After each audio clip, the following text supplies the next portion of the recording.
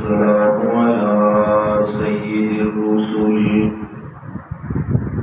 على سيد الرسل وخاتم الأنبياء أما بعد فأعوذ بالله من الشيطان الرجيم بسم الله الرحمن الرحيم يا أيها الذين آمنوا إذا نودي للصلاة من يوم الجمعة فاسعوا إلى ذكر الله وذروا البيع ذلكم خير لكم إن كنتم تعلمون فإذا قضيت الصلاة فانتشروا في الأرض وابتغوا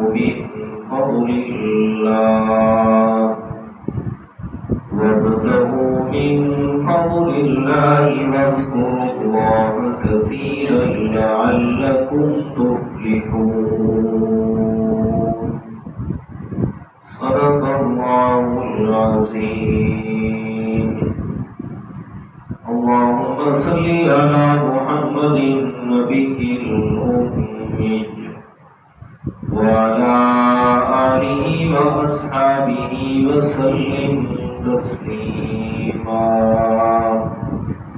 سبحانك لا علم لنا إلا ما علمتنا إنك أنت العليم الحكيم.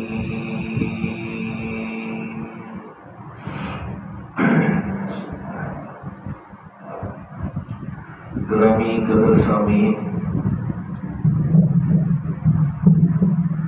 المخلصین الموحدین، دوستوں، بزرگوں، عزیز ساتھیوں، پچھلے جمعۃ المبارک میں آپ حضرات کے سامنے پیارے پیغمبر جناب محمد الرسول اللہ صلی اللہ علیہ وسلم کی سیرت مقدسہ سے ہجرت کے ٹاپک کو بیان کرنے کی سعادت حاصل کی تھی، اور بات ہم نے یہاں آ کے روکی تھی کہ پیارے پیغمبر جناب محمد الرسول اللہ صلی اللہ علیہ وسلم ماہ ربیع الاول میں یکم ربیع الاول بروز سوموار قباء سے مدینہ کی طرف آپ علیہ الصلوۃ والسلام تشریف لے گئے۔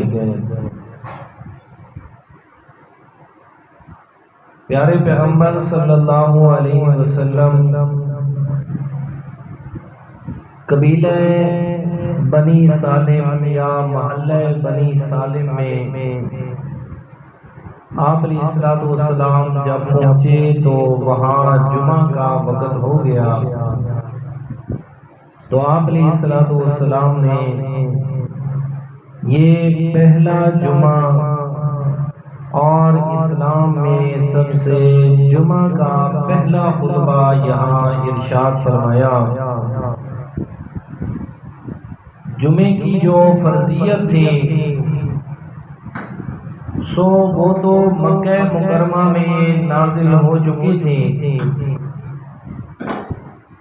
اور آپ صلی اللہ علیہ وسلم نے جس وقت مسلمانوں کو مدینہ منورہ کی طرف جانے کا حکم ارشاد فرمایا، اور خاص کر ہجرت سے جو پہلا سال تھا اس میں حضرت اسد بن زرارہ رضی اللہ تعالی عنہ، یہ آپ علیہ السلام کے صحابی ہیں، انہوں نے مدینہ منورہ کے اندر جمعے کا قیام فرمایا، یعنی جمعہ شروع کیا،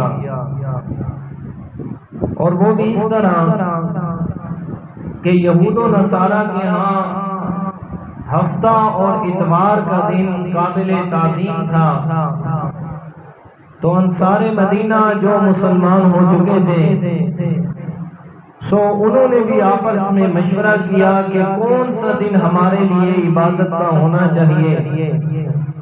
تو پھر حضرت اسد بن زرارہ رضی اللہ تعالی عنہ نے تمام تر صحابہ کرام جو اس وقت موجود تھے ان کے سامنے اپنا مشورہ رکھا، اور تمام نے اس بات پر اجماع فرمایا کہ جمعے کا دن جو ہے اس کو عبادت کے لیے خاص کرنا چاہیے، اور اس سے پہلے مدینہ منورہ میں جمعے کے دن کے لیے جو نام استعمال کیا جاتا تھا یوم عروبہ، عین کے ساتھ عروبہ، لیکن جس وقت عبادت شروع ہوئی تو مسلمانوں نے مشورہ کیا کہ یوم عروبہ نہیں بلکہ اس دن کا نام ہوگا یوم الجمعہ، کہ تمام تر مسلمان جمع ہو کے اللہ تعالیٰ کی عبادت کرتے ہیں۔ تو پھر تمام تر صحابہ کرام کے اس اجماع کو کہ وہ جو جمع ہو کے انہوں نے نام بھی رکھا اور پھر یہ عبادت بھی شروع کی، تو اللہ تعالیٰ نے اس کی تائید فرمائی، اور قرآن مجید میں سیم وہی الفاظ فرمائے، یا ایھا الذین آمنوا اذا نودی للصلاۃ من یوم الجمعہ، فرمایا کہ وہ جو جمعے کا دن اس دن آپ کو نماز کے لیے بلایا جائے تو فَاسْعَوْا إِلَىٰ ذِكْرِ اللَّهِ، پھر اللہ تعالیٰ کے ذکر کی طرف دوڑ پڑو، یہ نہیں فرمایا چل پڑو، فَاسْعَوْا، پھر دوڑ پڑو اس طرف۔ تو بہرحال اس بات کی میں آگے وضاحت کرتا ہوں۔ تو آپ علیہ السلام نے قبیلہ بنی سالم کے اندر یہ پہلا جمعہ آ کے خطبہ بھی ارشاد فرمایا اور جمعے کی نماز بھی پڑھائی، اور اس میں آپ علیہ السلام نے بہت ہی سیر حاصل خطبہ جو ہے، اور اس قدر شیرینی زبان سے کہ رحیق مختوم میں بھی اتنی شیرینی نہ ہو کہ جتنی میرے پیارے پیغمبر کی زبان مقدس میں تھی۔ آپ علیہ السلام نے جمعے کا پہلا خطبہ ارشاد فرمایا، دیکھیے گا الفاظ اور آپ سن کے حیران ہوں گے کہ آپ علیہ السلام مکہ سے ہجرت فرما کے مدینہ کی طرف آ رہے ہیں، ابھی تازہ اپنا وطن چھوڑ کے آئے ہیں، اور یہ پہلا خطبہ جمعے کا دیا جا رہا ہے۔ میرے پیارے پیغمبر نے وہ اعلیٰ اخلاق کی مثالیں قائم فرمائی کہ رہتی دنیا تک اس کی کوئی مثال پیش نہیں کر سکتا۔ قربان جاؤں، میرے پیارے پیغمبر نے اس خطبہ میں نہ اپنے دشمنوں کے بارے میں کوئی غلط الفاظ استعمال کیے، نہ ان پر لعن فرمائی، نہ بد دعا فرمائی، یہاں تک کہ اپنے دشمنوں کا نام تک بھی نہیں لیا کہ فلاں نے مجھے مکہ سے نکالا، فلاں نے میرے ساتھ ایسا سلوک کیا، فلاں نے ایسا کیا، نام تک کسی کا نہیں لیا۔ دیکھیے گا قرآن مجید پیارے پیغمبر کی زبان مقدس کے الفاظ کیا پہلا خطبہ ارشاد فرما رہے ہیں، اور اس خطبے کو نقل کیا ہے مختلف احادیث کی کتابوں میں یہ خطبہ موجود ہے، اور خاص کر اس کو علامہ ابن کثیر رحمۃ اللہ تعالی نے بڑی تفصیل سے نقل فرمایا۔ الفاظ دیکھیے گا، بسم اللہ الرحمن الرحیم، الحمدللہ احمدہ واستعینہ واستغفرہ واستہدیہ وأؤمن به ولا أكفره وعلي من يكفره وأشهد أن لا إله إلا الله وحده لا شريك له وأن محمدا عبده ورسوله أرسله بالهدى والنور والموعظة على فترة من الرسل وقلة من العلم وضلالة من الناس وانقطاع من الزمان ودنو من الساعة وقرب من الأجل من يطيع الله ورسوله فقد رشد ومن يعصهما فقد غوى او کما قال علیہ الصلوۃ والسلام۔ میرے پیارے پیغمبر پہلا جمعے کا خطبہ ارشاد فرما رہے ہیں، اور الفاظ دیکھیے گا میرے پیارے پیغمبر کے، فرمایا الحمدللہ مولا ساری تعریفیں تیرے لیے کہ تو نے میں پیغمبر کو مکہ سے نکال کے مدینہ کی طرف پہنچایا ہے۔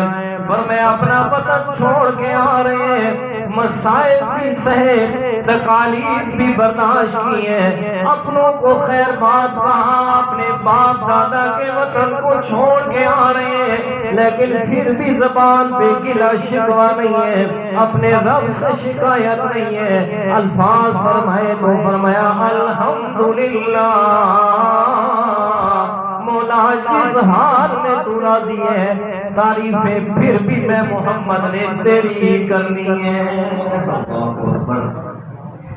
آگے فرمایا احمدہ واستعینہ واستغفرہ، فرمایا میرا اللہ میں بار بار تیری تعریفیں کروں گا، واستعینہ جس حالت میں بھی ہو جاؤں مدد چاہوں گا تو صرف تیری ذات سے۔ یہ کون کہہ رہا ہے؟ وہ ہستی کہہ رہی ہے کہ جس سے بڑا اللہ تعالیٰ نے دنیا میں اور کسی کو بنایا ہی نہیں ہے۔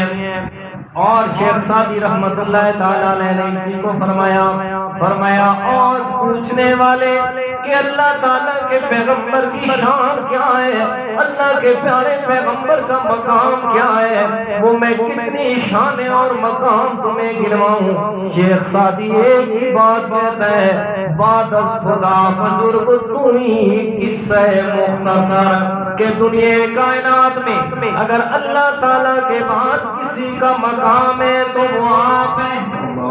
بات ہی ختم کر دی، بعد از خدا بزرگ تو ہی قصہ مختصر، دنیا کائنات میں سب سے اعلیٰ ذات اللہ تعالیٰ کی، اگر اللہ تعالیٰ کے بعد کسی کا مقام ہے تو وہ میرے پیارے پیغمبر صلی اللہ علیہ وسلم ہے۔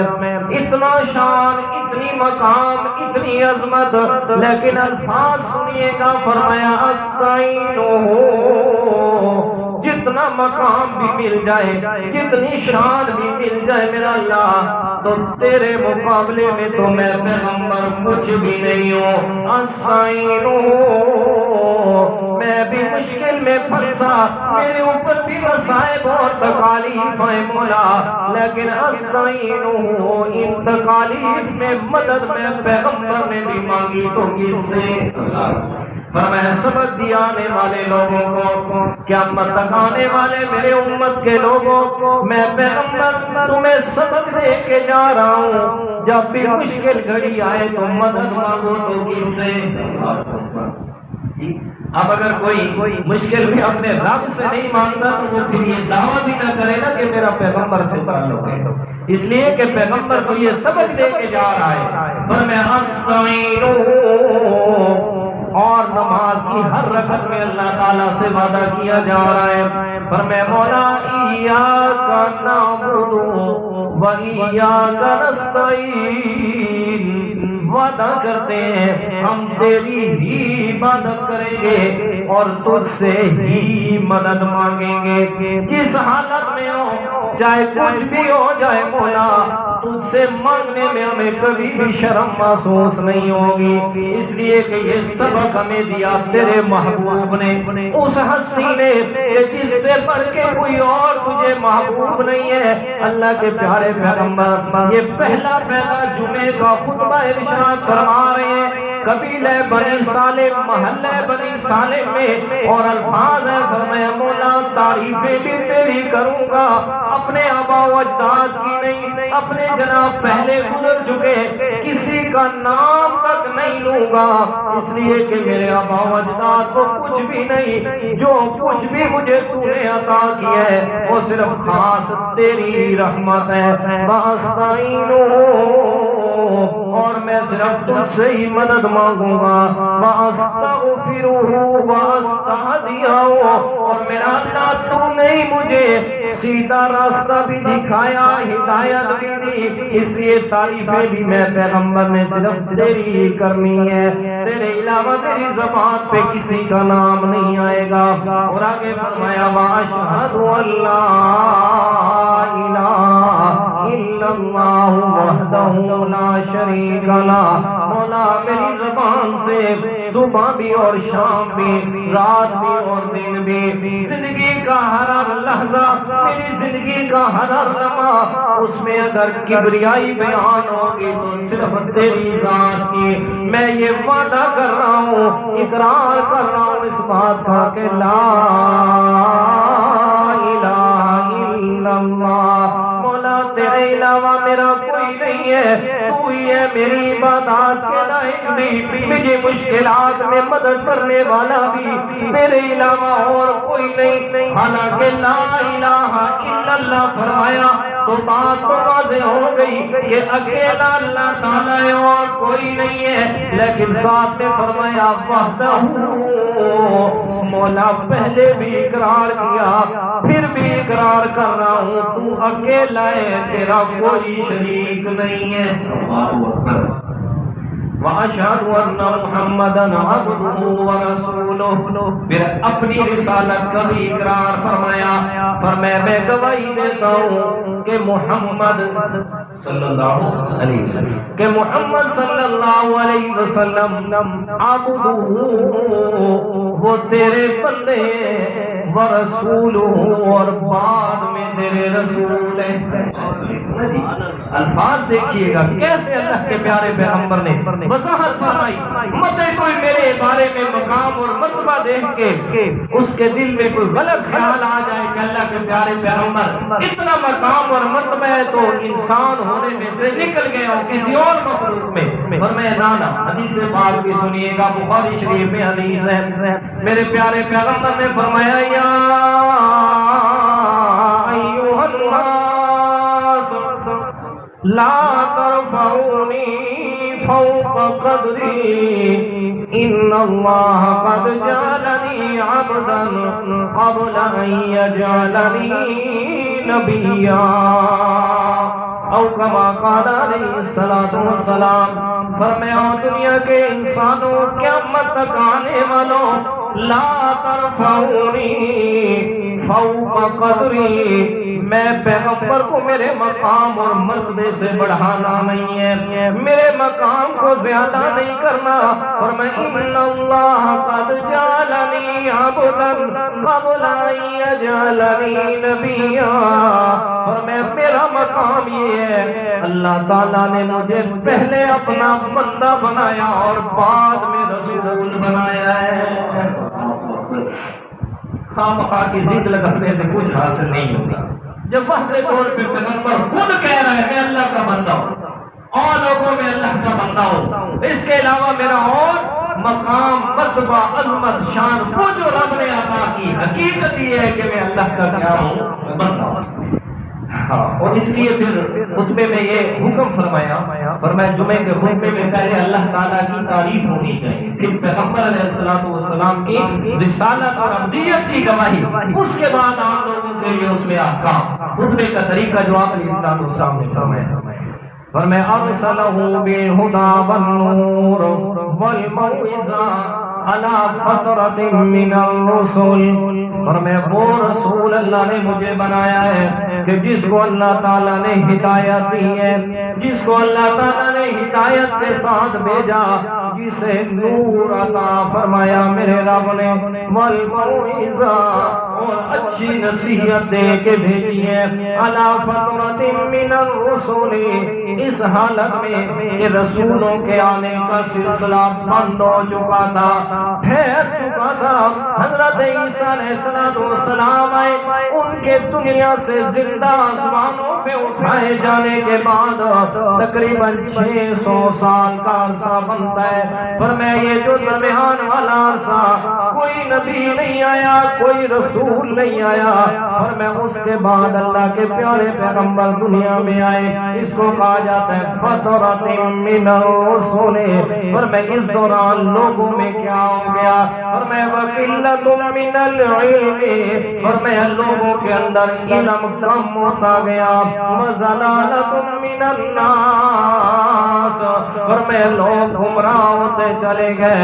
اسی دوران اللہ تعالیٰ نے یہ لوگوں پہ رحمت فرمائی ہے کہ مجھے ان کے اندر اپنا آخری رسول بنا کے مبعوث فرما دیا۔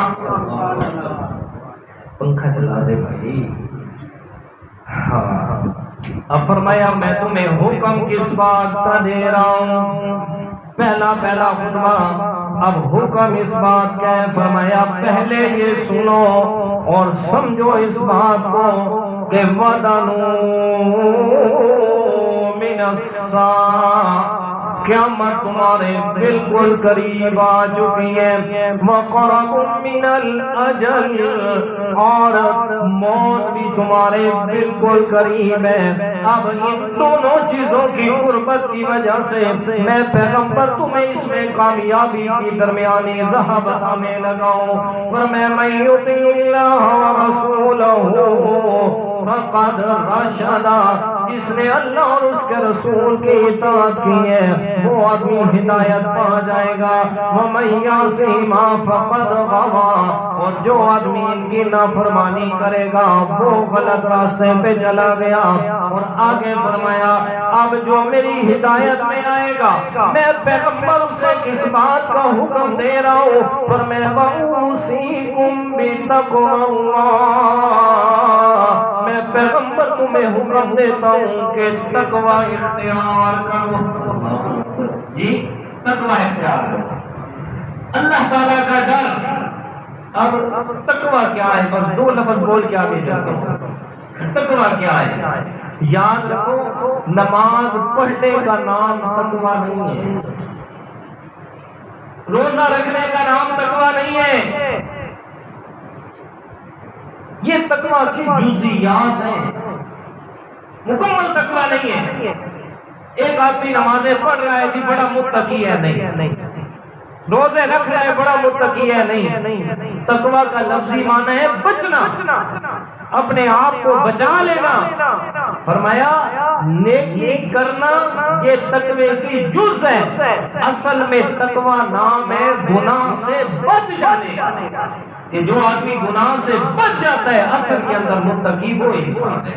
جی مثلا اس کی میں مثال دے دوں، ایک آدمی 5 وقت کا نمازی ہے، 5 وقت کا نمازی ہے، تکبیر اولیٰ سے نماز پڑھتا ہے جی، ادھر اس کے پاس کوئی ہوتا ہے مثلا اے سی ہے، ڈی سی ہے، ڈی پی او ہے، کچھ بھی ہے، نماز پڑھ کے گئے اور جیسے ہی اپنے آفس میں گیا نا تو اپنی ٹیبل پہ کیا دیکھتا ہے کہ 1 لاکھ روپے پڑا ہوا ہے، ساتھ میں آدمی بیٹھے، وہ کہتا ہے جناب میرا فلاں کام کر دے اور یہ 1 لاکھ روپے تیرا۔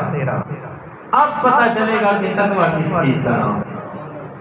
اب کیا ہے کہ وہ جیسے ہی دیکھتا ہے وہ فوراً سے کہتا ہے بھائی خبردار، میں ابھی نماز پڑھ کے آیا ہوں، ابھی میں اللہ تعالیٰ کی حاضری دے کے آیا ہوں اور تو مجھے حرام کی طرف نہ لگا، کچھ بھی ہو جائے میں بالکل جو ہے وہ صحیح بات ہے اس پہ فیصلہ کروں گا، تیری طرفداری کرنے کے لیے تیار نہیں ہوں، یا اپنے پیسے اٹھا اور نکل میرے اس جگہ سے اور میرے آفس سے۔ اب اگر اس نے ایسا کیا تو اس نے تقوی اختیار کیا، جی اسے کیا کہا جاتا ہے؟ تقوی، حرام سے بچ گئے۔ اب نماز بھی پڑھ کے آئے ہیں تو 1 لاکھ روپے چاہ دیجیے بھی چھپا کے جی اب کیا ہوگا؟ یہ تقوی نہیں ہے، ٹھیک ہے؟ تو آپ علیہ السلام نے یہ فرمایا اوصیکم بتقوی اللہ، میں تمہیں اللہ تعالیٰ سے ڈرنے کی وصیت کر رہا ہوں، میں تمہیں وصیت کر رہا ہوں اللہ تعالیٰ کا تقوی دل میں پیدا کرو، ڈر پیدا کرو، مطلب حرام کاری سے بھی بچو، حرام خوری سے بھی بچو۔ اس چیز کا نام تقوی ہے۔ صرف نماز پڑھنے کا نام تقوی نہیں ہے، صرف روزے رکھنے کا نام تقوی نہیں ہے۔ تقوی ہے کہ اپنے آپ کو حرام کاری سے بھی اور حرام خوری سے بھی بچا دو۔ اب ہم نے تو کچھ الٹ صحیح معنی ہر چیز کے لے لیے نا۔ جو آدمی ظاہری طور پر جناب ہاتھ میں تسبیح، چہرے میں داڑھی، سر کے اوپر ٹوپی اور اس کی شلوار ماشاءاللہ کپڑوں سے اوپر سارا کچھ ہو گیا، اور ہم کہتے ہیں جی فلاں تو بڑا متقی آدمی ہے، فلاں بڑا متقی آدمی ہے۔ اب تقوی کا معیار جو ہے وہ اس بات پر نہیں ہے، میری بات یاد رکھنا۔ تقوی کا معیار ہے معاملات پہ، بالکل سمپل سی بات ہے۔ تقوی کا معیار ہے معاملات پہ۔ اگر آپ میں معاملات درست ہیں، معاملات میں ذرہ برابر بھی اس میں کمی بیشی نہیں لاتے، نہ کسی کا مال کھاتے ہیں، نہ حرام کرتے ہیں، نہ ظلم کرتے ہیں، نہ حرام کی طرف جاتے ہیں، حرام سے دور رہتے ہیں، تب جا کے متقی بنیں گے اور اللہ تعالیٰ کے ہاں متقیوں میں نام لکھا جائے گا۔ صرف نماز اور روزے سے تقوی حاصل جی، یہ بات ذہن نشین کر لیں، اچھے طریقے سے اس کو سبق یاد کر لیں۔ صرف نماز اور ادھر سے جناب چھوڑا رکھا ہوا ہے، نہ اپنوں کا مال چھوڑا، نہ پرایوں کا چھوڑا، نہ بیٹیوں کے حق دیے، نہ بہنوں کے حق دیے، جناب نہ گھر والوں کے ساتھ اچھا سلوک کیا، نہ قرض لیا اور واپس لینے کا نام نہیں ہے، لوگوں کو دھوکہ دے کے مال کما رہا ہے، غلط بیانی کر کے جناب پیسے اکٹھے کر رہا ہے، مال پیسہ ایک نمبر مال کا لے رہا ہے، 2 نمبر چیز 5 چیز فروخت کر رہا ہے۔ میرا بھائی ان ساری باتوں پر تجھے نماز بچانے والی نہیں ہے۔ یہ جو لوگوں کو چکر دے کے اور اپنی ماں بہن اور بیٹیوں کے حق دبا کے اور تو اتنے لوگوں کو چکر دے کے مال کما کے جا رہا ہے نا، یہ بیت اللہ کے چکر لگانے سے بھی یہ تیرے چکر معاف نہیں ہوں گے جی۔ اس لیے آپ علیہ السلام نے فرمایا اوصیکم بتقوی اللہ، میں تمہیں اللہ سے ڈر کی وصیت کرتا ہوں جی۔ یہ تقوی ایک ایسی چیز ہے، پورے قرآن مجید میں آپ نظر دوڑا کے دیکھ لیں، جتنے بھی احکامات اللہ تعالیٰ نے فرض کیے نا، ان کا مقصد فرمایا، مقصد ہے کہ تمہارے اندر تقوی پیدا ہو جائے، چاہے نماز ہے، روزہ ہے، حج ہے، جہاد ہے، مقصد ہے تقوی پیدا ہو جائے، تب جا کے بات بنے گی۔ اگر تقوی نہیں ہے جی، اللہ کا ڈر نہیں ہے، مطلب نہ حرام کاری سے بچتا ہے، نہ حرام خوری سے بچتا ہے جی، دھوکہ دے کے مال کما رہا ہے، نمازیں بھی پڑھ رہا ہے، روزے بھی رکھ رہا ہے، زکاتیں بھی دے رہا ہے، سارا کچھ رب کا ڈر نہیں ہے تو کچھ بھی حاصل نہیں ہوگا۔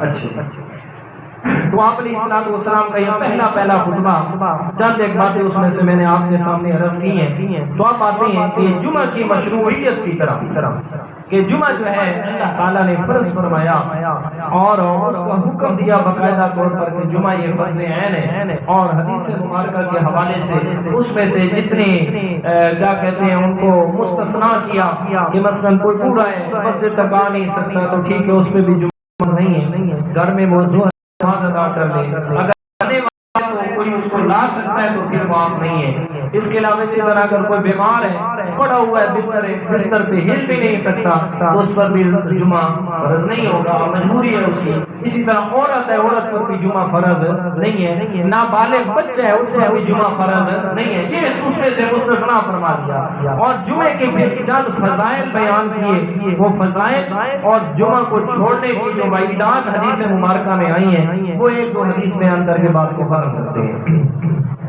حدیث قرآن مجید کی آیت سننے پہلے فرمایا اعوذ باللہ من الشیطان الرجیم، بسم اللہ الرحمن الرحیم، یا ایھا الذین آمنوا اذا نودی للصلاة من یوم الجمعہ فاسعوا الی ذکر اللہ وذروا البیع ذالکم خیر لکم ان کنتم تعلمون یا ایھا الذین آمنوا اے ایمان والو اذا نودی للصلاۃ یوم الجمعہ جب تمہیں جمعہ کے دن نماز جمعہ کے لیے بلایا جائے فاسعوا الی ذکر اللہ تو اللہ تعالیٰ کے ذکر کی طرف دوڑ پڑو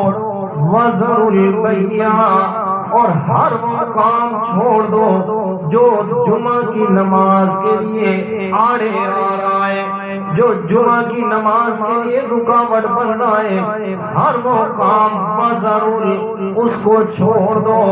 یہ حکم فرمایا جب جمعہ کی اذان ہو جائے اب صرف اور صرف آپ نے جمعہ کی نماز کے لیے دوڑ پڑنا ہے، آ جانا ہے جمعے کی طرف، مسجد کی طرف، وذروا البیع اور ہر قسم کا کام چھوڑ دینا ہے، چاہے خرید و فروخت ہے، چاہے تجارت ہے، چاہے کوئی بھی کام ہے جس کی وجہ سے جمعے میں دیر ہو رہی ہے اور میں اس کو چھوڑ دینا ہے اور جمعے کی طرف آ جانا ہے۔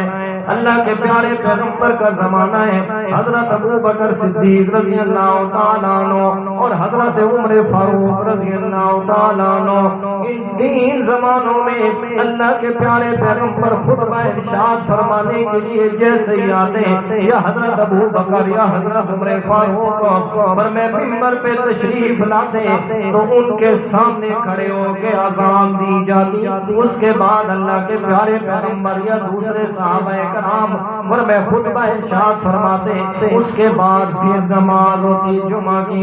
حضرت عثمان کا دور آیا، اسلام دور دراز کے علاقوں تک پھیل چکا، مدینہ شریف کی آبادی زیادہ ہو گئی، مدینہ شریف کے آس پاس دیہات بھی بڑی تعداد میں بن گئے اور اب امام کے سامنے کھڑے ہو کے اذان دی جاتی ہے تو پھر اس اذان کی آواز زیادہ دور تک نہیں جاتی۔ حضرت عثمان رضی اللہ تعالیٰ عنہ نے اس بات کی ضرورت محسوس فرمائی کہ اس اذان سے پہلے لوگوں کو بتایا جائے کہ جمعہ کا وقت قریب ہے۔ حضرت عثمان نے اعلان فرمایا، حکم دیا کہ پہلے مسجد نبوی سے باہر کی طرف اونچی جگہ پہ کھڑے ہو کے اذان دی جائے تاکہ لوگوں کو پتہ چل جائے کہ جمعے کا وقت قریب آ گیا۔ اب بڑے بڑے کفار صحابہ کرام موجود ہیں، یہ دوسری اذان جمعہ کے لیے شروع ہو گئی ہے حضرت عثمان کے حکم سے۔ اب حضرت علی بھی موجود ہیں، حضرت عبداللہ ابن عباس بھی ہیں اور حضرت عبداللہ ابن مسعود بھی ہیں، بعض صحابہ کرام موجود ہیں۔ کسی صحابی نے حضرت عثمان کے اس حکم پہ ذرہ برابر بھی بات نہیں اٹھائی کہ آپ جی سنت کے خلاف کر رہے ہیں، آپ تو نئی بدعت جاری کر رہے ہیں، نعوذ باللہ من ذالک، کسی نے بھی کوئی بات نہ کہی، یہ بات جاری ہو گئی۔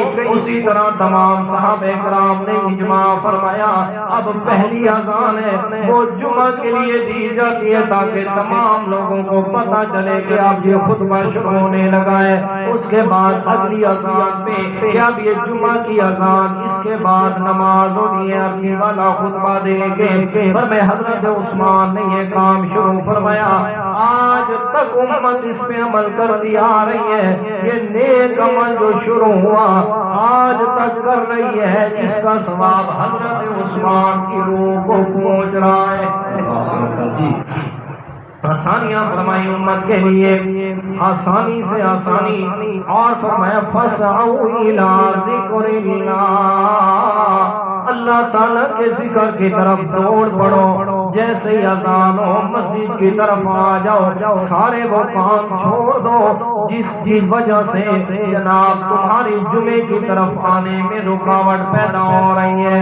فرمایا جب جمعہ کی نماز ادا کر لو فَإِذَا قُضِيَتِ الصَّلَاةُ فَانتَشِرُوا فِي الْأَرْضِ وَابْتَغُوا مِنْ فَضْلِ اللَّهِ، نماز تسلی سے ادا کرنے کے بعد فَانتَشِرُوا فِي الْأَرْضِ، جمعہ کی نماز بعد نکل جاؤ زمین کے اندر پھیل جاؤ وابتغوا من فضل اللہ اپنی رزق کی تلاش میں جاؤ محنت مزدوریاں کرو نماز ادا کرنے کے بعد بے شراء کرو خرید و فروخت کرو تجارت کرو اور میں وابتغوا من فضل اللہ واذکروا اللہ کثیرا لعلکم تفلحون اور میں تسلی سے نماز جمعہ ادا کیا ہے پھر تجارت میں جا کے مصروف ہو گئے خیال کرنا دنیا کے معاملات میں پڑ گئے اور میں خرید و فروخت تجارت میں بھی مذکور اللہ تعالیٰ کے ذکر کو بھلانا نہیں ہے میں اللہ تعالیٰ کی یاد رکھنی ہے کیا مطلب جیسے مسجد کے اندر بیٹھ کے خطبہ سن رہے ہو مسجد کے اندر بیٹھ کے جناب اللہ تعالیٰ کے پیغمبر کے ارشادات سن رہے ہو یہاں ایمان تازہ ہے اور میں جب باہر تجارت کے لیے گئے ہو وہاں بھی رب کے حکم کو یاد رکھنا کسی کے ساتھ زیادتی نہیں کرنا کسی کو غلط بیانی کر کے سودا نہیں بیچنا اور میں کسی کے ساتھ بھی زیادتی اور ظلم والا معاملہ نہیں کرنا فائدہ کیا ہوگا جب تجارت میں بھی میں اللہ کو یاد رکھو گے اپنے عام معاملات میں بھی میں اللہ کے احکام کی یاد دہانی ہوگی فائدہ یہ ہوگا لعلکم تفلحون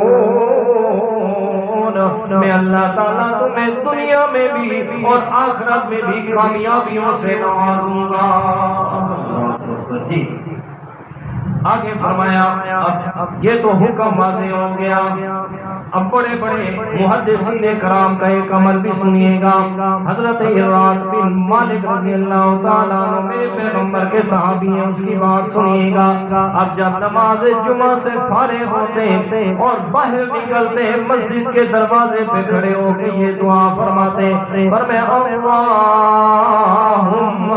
انی اجبت دعوتک وصلیت فریضتک وانتشرت کما امرتنی فرزقنی من فضلک وانت خیر الرازقین مولا تو نے ہمیں بلایا نماز یہ ہم آگئے وصلیت فریضتک ہم نے تیرا فریضہ ادا کر دیا جیسے تو نے حکم دیا نماز پڑھنے کے بعد پھیل جاؤ اپنا رزق تلاش کرو فرزقنی من فضلک مولا اپنے فضل سے ہمیں رزق حلال عطا فرمانا اس لیے کہ تجھ سے بہتر رزق دینے والا کوئی نہیں تو ہی سب سے بہترین رزق دینے والا ہے اور میں یہ دعا کر کے نکلنا تمہارا کام ہے اور پھر اللہ تعالیٰ کی طرف سے برکتیں نازل ہونی ہیں جی ہمارے الٹے کے وقت دکان کھلی ہوگی دکان ایک گیا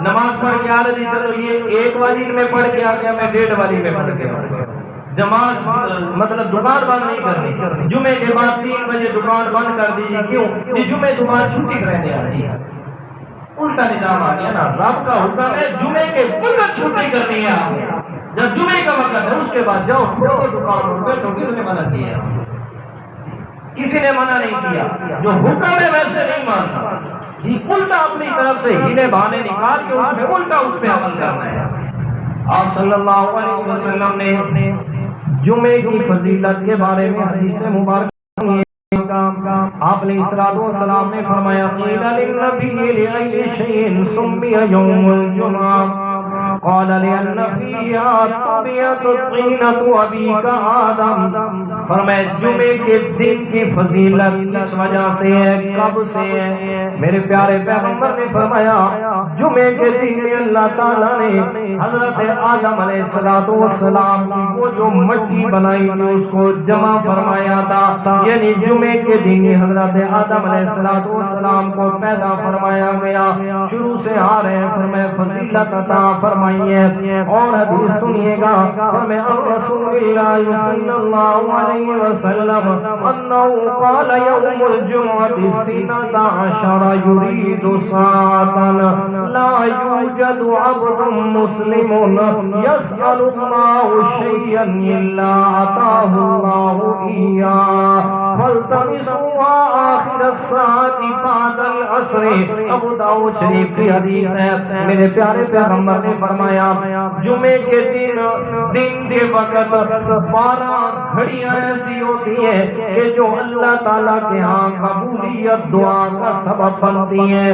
فرمایا انسان اس گھڑی میں دعا مانگے، جو بھی اللہ سے دعا مانگتے ہیں اللہ تعالیٰ اور اسے عطا فرماتے ہیں۔ پوچھا گیا رسول اللہ وہ کون سا وقت ہو سکتا ہے؟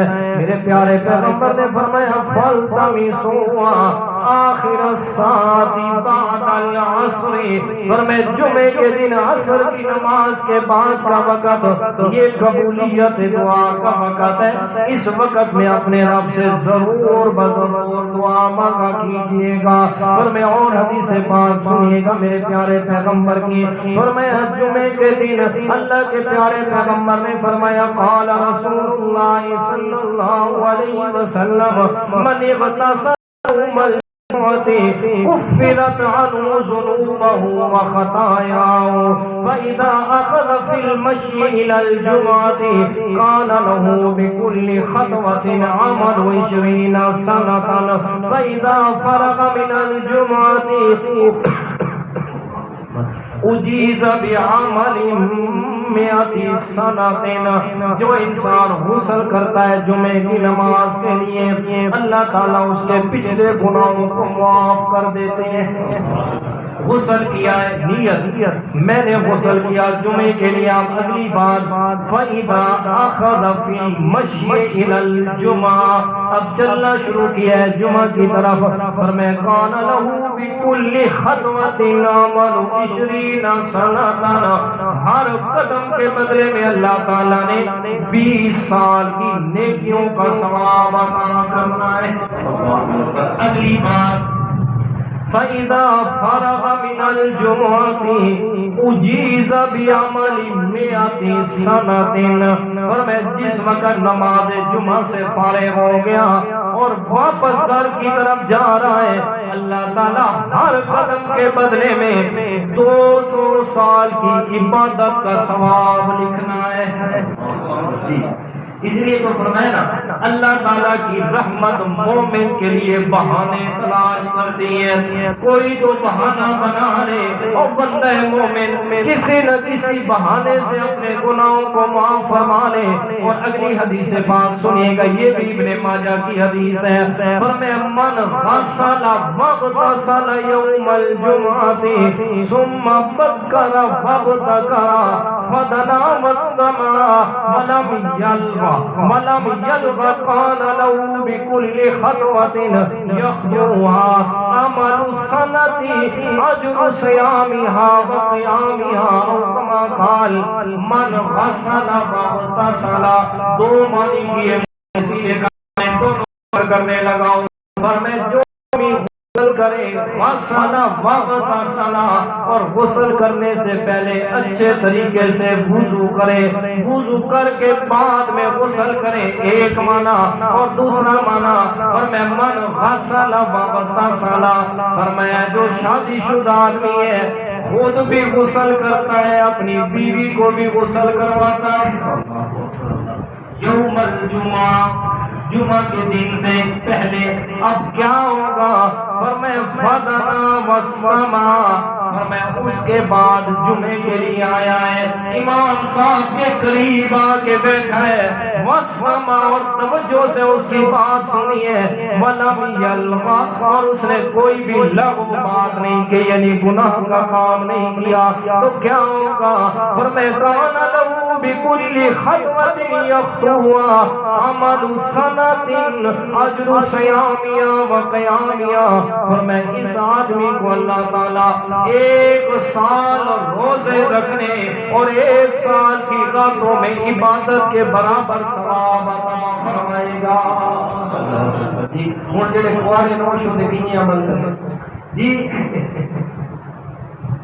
اچھا شیروانی صاحب غصہ نہیں صاحب انہاں واسطے بس دعا کریں گے اللہ تعالی نظر دیکھ سمجھ سکے جی، اور اللہ تعالی ان کو شرم بھی دے، حیا بھی دے، اور ایمان بھی دے، اور اللہ تعالی ان کو صبر جمیل بھی دے جب تک، اور ساتھ میں اللہ تعالی والدین کو جلدی اور اچھے فیصلہ کرنے کی توفیق بھی عطا فرمائے۔ ٹھیک ہے جی ایک جملہ آگے چلے میں کہہ دیتا ہوں. ہم کہتے ہیں جی بچہ کمانے کے قابل ہو جائے تب اس کا نکاح کریں گے. رب کا پیغمبر کہتا ہے نکاح تسا کرو رزق کی برکت میرے رب نے دے دی. ہم الٹ کہتے ہیں. وہ مشہور واقعہ ہے. ایک صحابی ہے فرمایا یا رسول اللہ رزق کی بڑی تنگی ہے. فرمایا شادی کی تھی. فرمایا ایک دوسری کر لے. دوسرا نکاح کر لیا. پھر آیا پھر بھی تنگی. فرمایا تیسری کر لے. تیسری میں نے کر لے. تیسرا نکاح کر لیا یا رسول اللہ. پھر بھی وہی حال. میں چوتھا نکاح کر لیا. جب چوتھا نکاح کیا نا کچھ عرصے کے بعد ہے فرمایا سنا یا رسول اللہ اتنا مال و دولت آ گیا سنبھالنے کو بھی جگہ نہیں. اس لیے یاد رکھو میرے دوستو اولاد یہ خامد کے مقدر سے ملتی ہے اور رزق بیوی کے مقدر سے ملتا ہے. کہتے ہیں نا اسادی دی اپنا مقدر نصیب کھانا ہے. اسی طرح لیکن یہاں الٹ ہے. عورتیں خامد کے پہ نظر رکھتی ہیں اور اگر کسی کی اولاد نہ ہو تو عورت کو طلاق دی جاتی ہے. جی اولاد طرف پانی نہیں جی دیتے. حالانکہ نظام الٹ ہے. جو رزق مل رہا ہے وہ عورت کے نصیب سے مل رہا ہے اور جو اولاد ملی ہے وہ کس کے نصیب سے؟ مرد کے نصیب سے. اس واسطے خیال کیا کرو جی بے گناہ کسی کے ساتھ ظلم نہ کیا کرو. اچھا اس کے بعد ایک اور حدیث سن لیں اور اس کے بعد بات کو ختم کرتے ہیں کہ جو لوگ جمعہ نہیں پڑھتے جان بوجھ کے جمعہ چھوڑ دیتے ہیں وہ حدیث سنیں پھر بات ختم. آپ نے من ترک الجمعة ثلاثا من غیر عذر فهو منافق. فرمایا جس بندے نے 3 جمعے بغیر عذر کے چھوڑ دیے جان بوجھ کے چھوڑ دیے کوئی بھی عذر نہیں تھا. اب عذر کیا ہو سکتا ہے؟ مسافر ہے جی مسافر ہے یہ سفر عذر ہے کیونکہ سفر میں جمعہ لازم نہیں ہے. وہ ظہر والے کو فرض پڑھے کہ جماعت کے ساتھ آ کے پڑھ لیا ٹھیک ہو گیا فرض نہیں. مسافر ہے بیمار ہے اس حد تک کہ ہل بھی نہیں سکتا. بوڑھا ہے کہ اس کو لانے والا کوئی نہیں ہے مسجد کی طرف. عورت ہے تو اس میں فرض ہی نہیں ہے. فرمایا کہ جو آدمی بغیر عذر کے 3 جمعے چھوڑ دیتا ہے فہو منافق. وہ آدمی اللہ تعالیٰ کے ہاں منافق لکھا جاتا ہے. جی اگلی حدیث سنیے گا. آپ صلی اللہ علیہ وسلم نے فرمایا سمیت ابن عباس یقول من ترک الجمعة الثلاث جمعہ متوالیات فقد نبذ الاسلام من وراء ظہرہ. حضرت عبداللہ ابن عباس کہ میں نے یہ بات سنی کہ اللہ کے پیارے پیغمبر فرما رہے تھے کہ جس آدمی نے 3 مسلسل جمعے چھوڑ دیے پڑھنا اور میں اس آدمی نے اسلام کو اپنی پیٹھ کے پیچھے پھینک دیا. اور اگلی بات اللہ کے پیارے پیغمبر نے فرمایا جو آدمی جان بوجھ کے جمعہ چھوڑ دیتا ہے الفاظ ہے فرمایا من کان یؤمن باللہ والیوم الاخر فعلیہ الجمعہ یوم الجمعہ. جو اللہ اور آخرت کے دن پہ ایمان رکھتا ہے اس پر جمعے کے دن جمعے کی نماز کو فرض کر دیا گیا. الا مریض او مسافر او صبی او مملوک.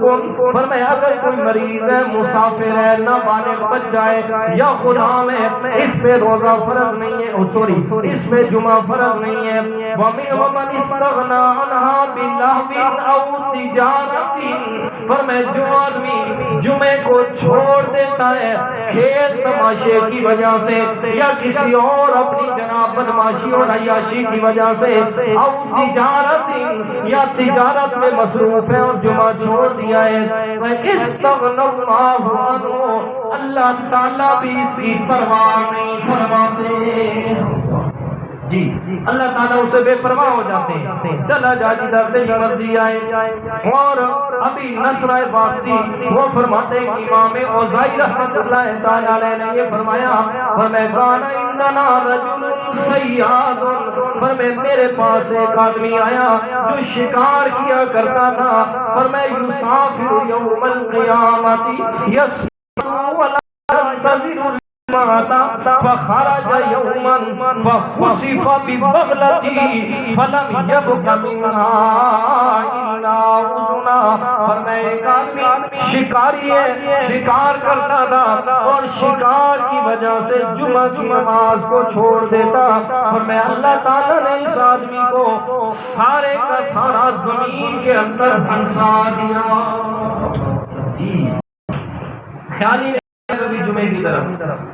اللہ اکبر اللہ اکبر. جی اور آخری حدیث اللہ کے پیارے پیغمبر نے فرمایا جس کے گھر پر جمعہ کی اذان کی آواز جاتی ہے اور وہ جان بوجھ کر جمعہ کی طرف نہیں آتا پڑھنے کے لیے، فرمایا میرا دل چاہتا ہے لقد ہممت ان آمر رجلا یصلی بالناس او للناس ثم على رجال یتقون جمعہ قال.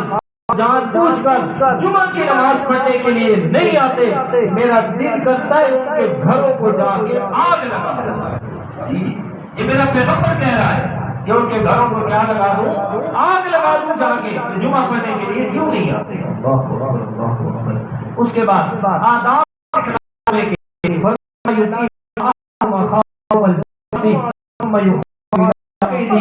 فَيَقُولَ فِيهِ وَلَكِنْ يَقُولَ أَفْسِرُوا. اور میں کوئی بندہ جو بعد میں آنے والا ہے آ کر پہلے آدمی کو جمعہ کے لیے اس جگہ سے اٹھا نہیں سکتا، اس لیے جہاں جگہ ملے وہاں کے بیٹھ جاؤ. اور دوسری حدیث آپ علیہ الصلوۃ والسلام نے فرمایا من تخطى رکاب الناس یوم الجمعۃ اتخذ له جسرا الى جہنم او کما قال. جمعہ کے دن لوگوں کی گردنوں سے پھلان کے آگے آگے بیٹھے گا اور میں اس نے اپنے لیے جہنم کی طرف پل بنا لیا ہے. کیا مطلب کہ اللہ تعالیٰ اس کو پل صراط کے اوپر پل کے لیے استعمال کریں گے. لوگ اس کو رودتے ہوئے جنت سے جہنم میں جا گے. جی ہم تو اس بات کا خیال نہیں کرتے.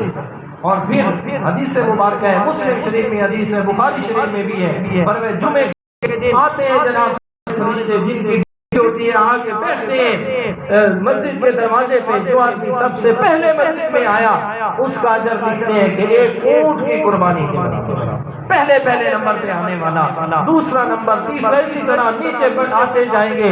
جس وقت امام صاحب خطبہ شروع کرتا ہے اس وقت جو آخری بندہ آئے گا اس کا اتنا ثواب ہوگا کہ جتنا انڈے کی قربانی کرنے کے برابر ثواب ہے. اس کے بعد امام صاحب نے خطبہ شروع کیا، فرشتے بند کر کے جمعے مسجد کے اندر امام صاحب خطبہ شروع کر دیتے ہیں. اب جو بعد میں آتے ہیں انہیں صرف نماز کا ثواب ملتا ہے، جمعے کا ثواب. اس لیے جمعے کا ثواب لینا ہے تو پھر جلدی آ جائے. اتنا مشکل بھی ہوتے ہیں، سارے کچھ برداشت بھی کرتے ہیں اور جمعے کا ثواب بھی نہ ملے تو کیا فائدہ. جی اس کے علاوہ اللہ تعالیٰ کے پیارے پیغمبر نے جمعے کے لیے 2 فرض نازل کیے اور باقی جو خطبہ ارشاد فرمایا نا ان 2 فرضوں کو ان 2 خطبوں کے قائم کا مقام بنا دیا. جی کہ 2 فرض پڑھ لیں گے اور ساتھ کے اندر خطبہ سن لیں گے، 2 فرضوں کے برابر تمہیں ثواب مل جائے گا. اتنی آسانی. اس کے بعد آپ علیہ الصلوۃ والسلام کی حدیث مبارکہ سے مختلف احادیث سے یہ بات ثابت ہے اللہ کے پیارے پیغمبر نے جمعے سے پہلے بھی 4 سنتیں پڑھی ہیں اور جمعے کے بعد 6 سنتیں بھی پڑھی ہیں، 4 بھی پڑھی ہیں. جی 4 سنتیں بھی اور 6 سنتیں بھی، یعنی 4 اور 2، پہلے 2 بعد میں 4 پڑھی. اس لیے 4 کی حدیث جو ہے جو کہ وہ زیادہ ہے اور 6 والی حدیث قدرے کم ہے لیکن ہے صحیح. اس لیے یہ لکھا ہے محدثین کرام نے کہ جو بعد والی 4 سنتے ہیں وہ مؤکدہ ہیں اور جو 2 سنتے ہیں وہ غیر مؤکدہ ہیں، لیکن آپ انہیں چھوڑ نہیں سکتے. کیا نہیں کر سکتے؟ چھوڑ نہیں سکتے، پڑھنی ضرور ہے. ہو سکتا ہے دونوں آپ علیہ الصلوۃ والسلام 6 کی 6 پڑھتے ہیں جی جیسے کہ حدیث میں موجود ہے، تو اس لیے چھوڑ کے نہ جایا کریں. دوستو پہلے والی 4 بھی والی 6 سنتے بھی صرف 2 کر کسی جگہ پہ صرف 2 کا ذکر. یہ جو جمعہ کے لیے حضرت عبداللہ ابن عمر سے باقی صحابہ کرام سے عملاً بھی یہ بات ثابت ہے، قولاً بھی یہ بات ثابت ہے کہ آپ علیہ السلام 4 اور 6 پڑھتے تھے، کبھی 4 اور کبھی 2 ملا کے 6 پڑھتے تھے. تو اس لیے اس بات کا خیال کیا کریں، سنتے چھوڑ کے نہ جایا کریں، لازمی پڑھا کریں. اللہ تعالیٰ من کی توفیق عطا فرمائے.